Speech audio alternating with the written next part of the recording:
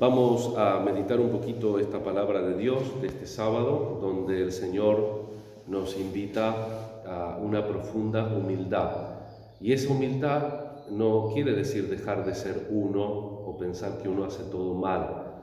Eso es incorrecto. Es más, a veces uno tiene esa sensación e inclusive es capaz de manifestarla a las otras. ¿Pero qué? Yo no hago nada bien, hago todo mal, no sirvo para nada. Inclusive hay películas, supongo yo, novelas y todo que expresan estos sentimientos así casi como espontáneos. Lo que pasa es que estas cosas, como tantas otras que nosotros por ahí decimos en medio de un proceso de defensa, porque alguien nos está diciendo algo que no nos gusta y no lo queremos aceptar, o cuando nos estamos defendiendo por algo, cuando estamos discutiendo, no son cosas que son ponderadas, porque evidentemente que todos somos frágiles, hasta la persona desde el punto de vista de los tres aspectos antropológicos de la Biblia, Basar, Nefesh y Ruach, cuerpo, psicología diríamos ahora, y espíritu.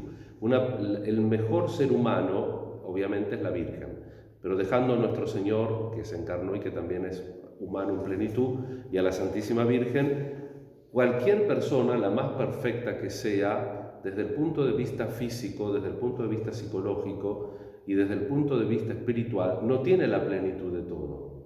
Y por tanto todos tenemos un grado de humildad.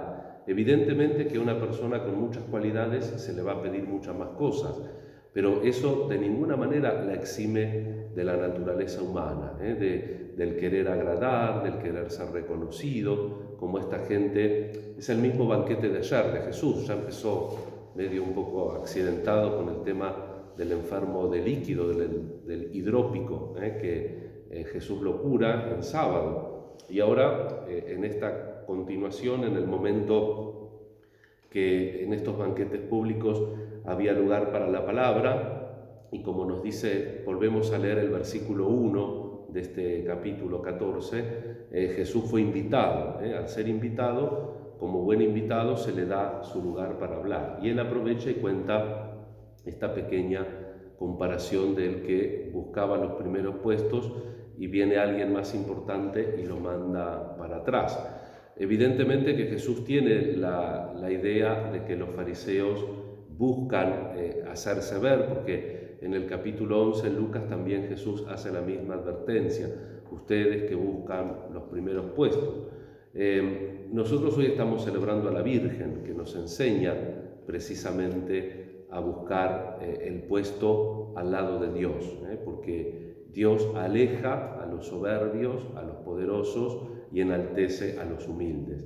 Dice Jesús: el que propiamente se ensalza será humillado, y el que se humilla será ensalzado. Pero tampoco humillarse, digamos así, como una pose o como una postura. Tiene que ser algo natural. La palabra humillación, si bien está en la vida espiritual, no es una palabra que guste, porque da la sensación, cuando uno la pronuncia, como que otro te pone el pie encima. Y eso obviamente que no es lindo objetivamente, y tampoco Dios quiere eso. Pero la palabra humillación nos retrotrae a nuestro origen. Si lo ponemos con las imágenes del Génesis, la verdad del Génesis es que somos creación de Dios.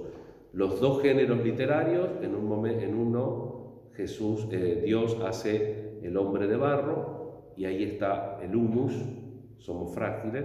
En otro los crea directamente, dos relatos, porque no le interesa al autor sagrado mostrar la forma científica de la creación del hombre, sino que le interesa darnos la noticia que corresponde a la palabra de Dios, a la Biblia, a la teología, una noticia inerrante, es decir, que no tiene error, que es cierta y que Dios nos ha creado. Y Dios nos ha creado así, nos ha creado frágil.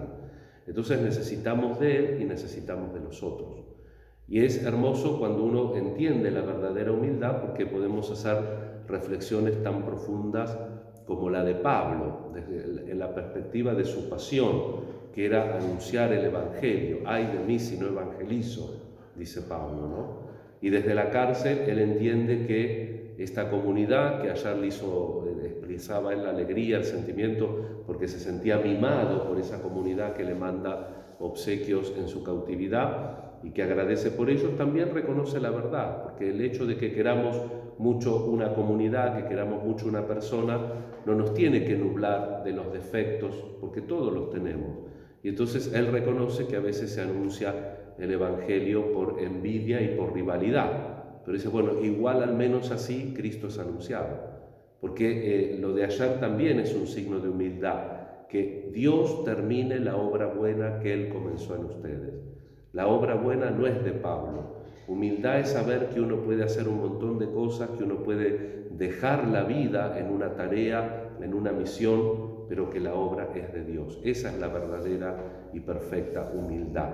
Por eso no quiere decir la humildad el hacerse el inútil, la humildad no quiere decir tener una postura como agachadito, como así como que no mata una mosca, sino que la humildad precisamente es saber que fundamentalmente necesitamos de Dios. Y por eso Pablo puede decir claramente que él entiende que morir para estar con Cristo es con todo lo mejor, pero que si él es útil, se queda. Él lo va viendo, lo va madurando, es una constante en él. En otra carta dice una cosa maravillosa que yo siempre le acomodo a la traducción para que se entienda, porque dice Pablo, a mí no me importa la vida, lo que me importa es ganar la carrera. No es que él desprecia la vida, él se podría traducir esto sin perder el sentido como a mí no me importa la vida, lo que me importa es vivirla. Porque uno puede vivir durando, entonces duro, voy de la cama al living, del living a la terraza, de la terraza a pasear el perro, de pasear el perro vuelvo, me hago la comida y duro, o vivo, y todos podemos vivir en distintas tareas. No todo es profesor, no todo el mundo es jardinero, no todo el mundo es arquitecto, no todo el mundo es religiosa, no todo el mundo es cura, pero todo el mundo puede, desde su humildad, desde su pequeñez, también ser testigos del Evangelio, porque lo vive y porque entiende que la única ganancia verdadera es tener a Cristo. Tenemos la maestra de humildad, que es la Santísima Virgen. En este sábado a ella le encomendamos todas nuestras necesidades, todas nuestras intenciones, y que nos eduque en la verdadera humildad. La verdadera humildad no es la austeridad. El humilde va a saberse al austero. La verdadera humildad no es hacerse el tontito. El humilde va a saber callar cuando tiene que callar, esconderse cuando se tenga que esconder, aparecer cuando tenga que aparecer, pero siempre en función del mensaje, siempre en función del bien del otro. No esconderse porque yo doy un paso al costado, dice mucha gente, porque yo no quiero las cámaras. ¿Qué está haciendo? Se está cuidando el pellejo. A veces tenés que dar el paso al costado, pero cuando tenés que dar el paso al costado no lo das. Entonces que Dios nos enseñe la verdadera humildad. Pero esa verdadera humildad no puede estar arraigada en otro pensamiento que no sea que Cristo es lo mejor, inclusive pasando por la muerte, aunque sea un misterio, aunque sea un lugar de confusión, de duda, porque uno ve los santos, ¿no es cierto?, que están contentos, pero no tienen la luz de ver exactamente qué pasa en la muerte, pero porque tienen fe, porque tienen humildad, van caminando confiados. Y eso es el ejemplo también de la fortaleza de los mártires, pero de tantos otros que sin sufrir el martirio entienden la plenitud de la vida y también la perspectiva de la muerte en esta misión de estar apoyados en Cristo y de humildemente, del lugar que nos toca, contribuir a esa obra buena que Dios empieza, acompaña y perfecciona porque nos hace llegar a Él. Con mucho espíritu de fe y confianza, de la mano de María nuestra Madre, le pedimos: Señor, enséñanos a ser humildes. Que así sea.